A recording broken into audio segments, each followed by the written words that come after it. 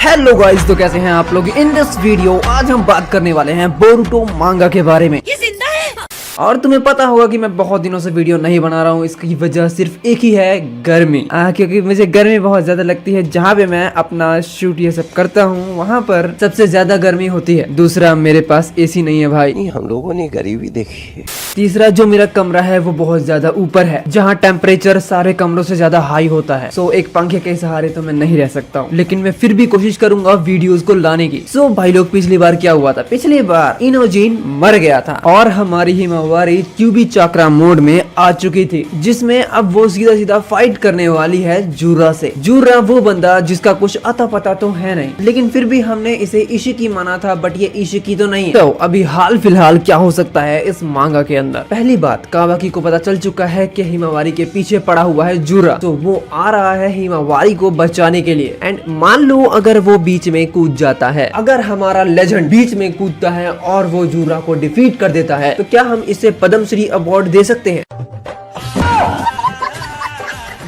देखो, ऐसा होना अभी बिल्कुल भी पॉसिबल नहीं है, क्योंकि अगर जूरा से कावाकी लड़ता है तो भाई उसका हाल पिछली बार की तरह नहीं होगा। इस बात की क्या गारंटी है? क्योंकि कावाकी का जो लेवल है वो शायद हिमावारी से भी ज्यादा लो है। एंड मुझे अभी इस बंदे से कोई उम्मीद नहीं है जब तक इसका पावर लेवल अप ना हो जाए तब तक। सॉरी बहन जी। अम्मा बहन पे आ जाऊंगा मैं, इनकी अम्मा बहन पे आ जाऊंगा मैं। सो अब आते हैं हम अपने सीधा असली लॉर्ड पे, जिसका नाम है बोरुटो उज़ुमाके। पिछली बार हो सकता है बोरुटो को कावाकी ने लगभग पिछली बार फंसा दिया था, उसका कारमा एक्टिवेट करवा के। क्योंकि हो सकता है बोरुटो के पास कुछ तो ऐसा है जिसकी वजह से बोरुटो भागा है कोनोहा विलेज से, और वो जाकर किसी ऐसी जगह बैठा जहाँ पर वो खुद को शांत कर सके और कारमा को डीएक्टिवेट कर सके। और सेम ऐसा ही उसने किया भी। एंड अभी इस टाइम पर बोरुटो नॉर्मल है। अब सवाल ये है कि बोरुटो को ही पता है कि हिमावारी खतरे में है और हिमावारी को बचाने के लिए बोरुटो भी पक्का ही जाएगा। बट इधर फिर भी दो लोग फंसे हुए हैं, और दूसरी है सारडा, क्योंकि उसके पीछे है हिदारी सास्के का क्लोन। बट चैप्टर 10 के अंदर सारडा ने हिदारी को डिफीट किया था। बट फिर भी वो कहते हैं ना कि पहली बॉल तो ट्रायल होती है, और मुझे नहीं लगता कि अभी हिदारी डिफीट हुआ है। सो मे बी असली फाइट तो शायद चैप्टर 11 के बाद चालू हो, हिदारी वर्सेस सारडा की, क्योंकि एक बार में ये बंदा डिफीट होने वाले में से तो नहीं है। सो मे बी ये फाइट हो सकता है आगे तक जाए, यानी कि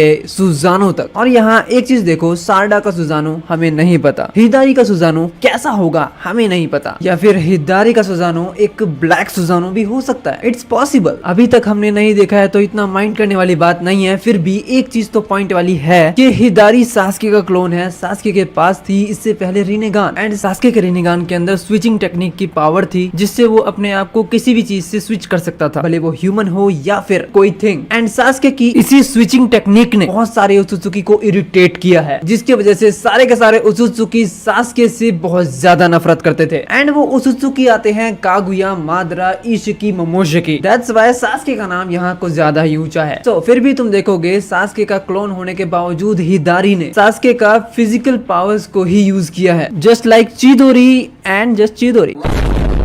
अभी तक ऐसा कुछ खास कुछ दिखा नहीं जो हमें इस बात पे पॉइंट आउट करे कि यस, इसने सास्के की सारी पावर्स को यूज किया है। यू नो, सास्के की स्पीड इसके पास बिल्कुल भी नहीं है। जो स्पीड सास्के की रिनेगान के टाइम पे थी वो स्पीड इसकी नहीं है भाई। और मैं इतना ज्यादा पॉइंट आउट इसलिए कर रहा हूँ कि इसके पास रिनेगान भी है, इस वजह से। या फिर इन लोगों का रियल पावर यूज ना करने का कोई और रीजन है। मैंने इस चीज को पॉइंट आउट किया, लेकिन क्या ये चीज सही है? जस्ट लाइक कि जिस टाइम पर डैन टेल्स इन शिंजो को क्रिएट कर रहा था, उस टाइम पर उसने इन सभी की बॉडी तो बना दी, जैसा कि उसने क्लॉक रिम्स को बनाते वक्त बनाया होगा, लेकिन खुद के यूज करने के लिए टेन टेल्स को मेन सोर्स नहीं मिला होगा, जिसकी वजह से उसने थोड़ा इंतजार किया। एंड यहाँ मेन सोर्स का मतलब है लाइव फॉर्म्स। जिन लोगों को क्लॉक रिम्स ने कैप्चर किया था, उन लोगों की हेल्प से, उनकी लाइव फॉर्म से, सिक्स पैथ ऑफ शिनजुत्सु की हेल्प से टेन टेल्स ने अपने 4 सोल्जर्स को क्रिएट किया, जैसा कि नागाटो ने किया था। नागाटो उन्होंने सिक्स पैथ ऑफ पेन को यूज किया और मरे हुए लोगों को जिंदा किया एंड अकात्सुकी का लीडर याहिको को बनाया गया। उसी तरह से यहाँ पर भी चीजें अप्लाई हो रही है। यहाँ पर जूरा को छोड़ के बाकी तीनों ने रीनेगान का यूज तक नहीं किया है एंड मैंने जूरा को इसलिए छोड़ा क्योंकि लास्ट चैप्टर में उसने रीनेगान का यूज किया था और टेल बीस्ट बॉम्ब को बनाया था, इवन अटैक भी किया था। बाकी तीनों के पास रीनेगान होने के बावजूद भी वो उसका यूज नहीं कर पाए और मेरे ख्याल से बाकी तीनों के पास रीनेगान ये शो करता है कि इन तीनों की अलाइव फॉर्म्स हैं अभी भी। इवन ओबिटो ने भी सिक्स पैथ ऑफ पेन को यूज किया था बाकी सारे चिंजुरिकी को अलाइव रखने के लिए, लेकिन वहां पर वो लोग अपनी पावर्स को यूज कर लेते थे बट यहाँ क्यों नहीं, ये बहुत बड़ी प्रॉब्लम है। बाकी अभी हिदारी ने सिर्फ और सिर्फ फिजिकल पावर्स को यूज किया है जो कोई भी शिनोबी कर सकता है जिसके पास थंडर चक्र हो, क्योंकि चिदोरी तो ककाशी भी यूज कर सकता है बिना किसी शारिंगान के।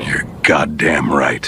जो अपनी ओन पावर है उचिहा वाली वो अभी तक हिदारी ने यूज नहीं किया है और ये बहुत ही अच्छा होगा कि आने वाले टाइम में अगर हिदारी सास्के की पावर्स को यूज करे तो सारडा की और भी ज्यादा अच्छी ट्रेनिंग हो जाएगी। ये तो रही बात सारडा एंड हिदारी की। अब हम दोबारा आते हैं अपने प्लॉट पे। अगर यहाँ पर हिदारी ने अपनी पावर्स को यूज किया और सारडा एंड हिदारी का ये युद्ध बहुत ज्यादा खतरनाक हुआ तो सारडा को कौन बचाएगा, बट ये तो बाद की बात है। बट मेन प्रॉब्लम यहाँ पर है हिमावारी बहुत बड़े खतरे में है जिसमें बोरुटो का तो आना पक्का है, लेकिन इस बार हो सकता है हिमावारी के लिए दो जानी दुश्मन मिलके लड़े जूरा से, क्योंकि यहाँ जूरा ने बहुत ज्यादा डैमेज दिया है हिमावारी को नहीं दिया लेकिन फिर भी इनोजिन को तो मार दिया। लेकिन मैं चाहूंगा कि यहाँ पर ये बंदा एक शैडो क्लोन हो, ये असली वाला इनोजिन ना हो। लेकिन फिर भी अगर हम हिमावारी की बात करें तो मैं ये मान के चल रहा हूँ कि उसकी पावर्स डायमंड जितनी हो जब वो उसकी अपनी पावर्स को पूरी यूज करे तो, क्योंकि इस चीज का कंपैरिजन बहुत पहले हो चुका है जब डायमंड ने हिमावारी को नोटिस किया था उसकी पावर्स के बेस पे, और डायमंड ने ये भी कहा था कि तुम तो इस पंच को आसानी से रोक सकती हो, तुम्हारे लिए बहुत छोटी मोटी बात है बट तुमने रोका क्यों नहीं। मतलब डायमंड उस टाइम पर हिमावारी को अपने लेवल का मान रहा था एंड हिमावारी जूरा को बहुत बढ़िया टक्कर देगी, ये तो पॉसिबल है। और अगर मैं लॉजिकल बात करूँ तो लॉजिकल बात तो यही है कि जूरा को डिफीट करना यहाँ पॉसिबल लग रहा है अगर जूरा टिकेगा तो। लेकिन जूरा के पास अभी भी दो पत्ते खेलने के लिए हैं, जिसके अंदर है मोएगी का क्लोन एंड बग का क्लोन, जिसे जूरा बहुत ही आसानी से बुला सकता है क्लॉ मार्क्स की हेल्प से अगर बीच में बोरुटो एंड कावाकी आए तो।